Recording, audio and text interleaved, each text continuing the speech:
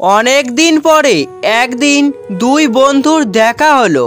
এক বন্ধু অপর বন্ধুকে সহজভাবেই জিজ্ঞাসা করলো, কিরে তোর মা কেমন আছে? অপর বন্ধু উত্তর দিল, মা ভালোই আছে, এই তো 2 বছর হলো মা বৃদ্ধাশ্রমে আছে। আজ মায়ের জন্মদিন ছিল, এই তো কিছুক্ষণ আগে দেখা করে আসছি।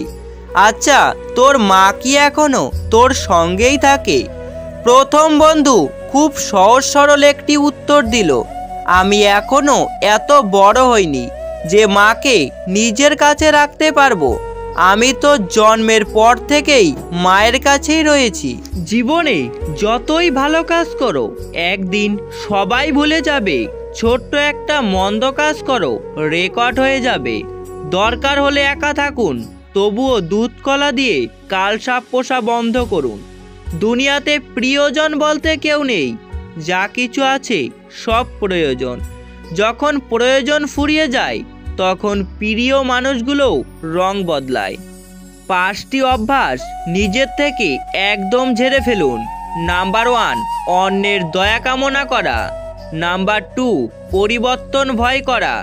নাম্বার 3, অতীত নিয়ে পড়ে থাকা। নাম্বার 4, নিজেকে ছোট মনে করা। নাম্বার 5, অতিরিক্ত চিন্তা করা। এই পৃথিবীতে কেউই আপন নয়। নিজের থেকে কথা বলা একবার বন্ধ করে দেখো, দেখবে অনেক আপনজন পর হয়ে যাবে। আসলে কেউই আপন নয়, যখন প্রয়োজন পড়বে তখনই সবাই আসবে, আবার চলেও যাবে। জীবনের 3 জনকে কখনো ক্ষমা করতে নেই। নাম্বার 1, যে ভালো না বেশে অভিনয় করে। নাম্বার 2, যে বন্ধুত্বের সুযোগ নিয়ে বেইমানি করে। নাম্বার 3, যে বিশ্বাসের অমর্যাদা করে। খুব তাড়াতাড়ি কখনো কাউকে বিশ্বাস করতে যেও না, কারণ সব মানুষ বিশ্বাসের মর্যাদা দিতে জানে না। বিল গেটস একটি দারুণ কথা বলেছেন।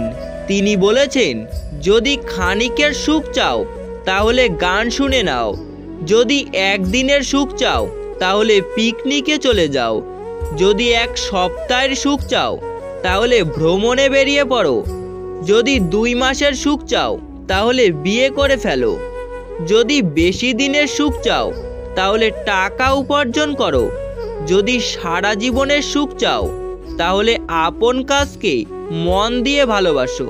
নিজের একান্ত গোপন কথা নিজের মধ্যেই রাখতে হয়। ভরসার হাতটা যতই বিশ্বস্ত হোক না কেন, স্বার্থে আঘাত লাগলে মানুষ রূপ বদলাতেও একটুও সময় লাগে না।